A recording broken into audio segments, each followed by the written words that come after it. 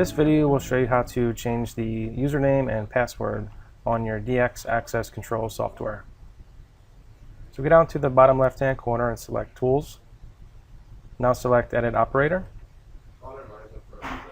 And from here you can enter a custom username and password.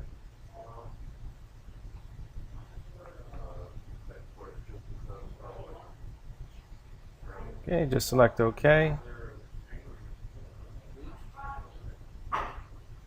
And then we'll log out and log back in with our new credentials.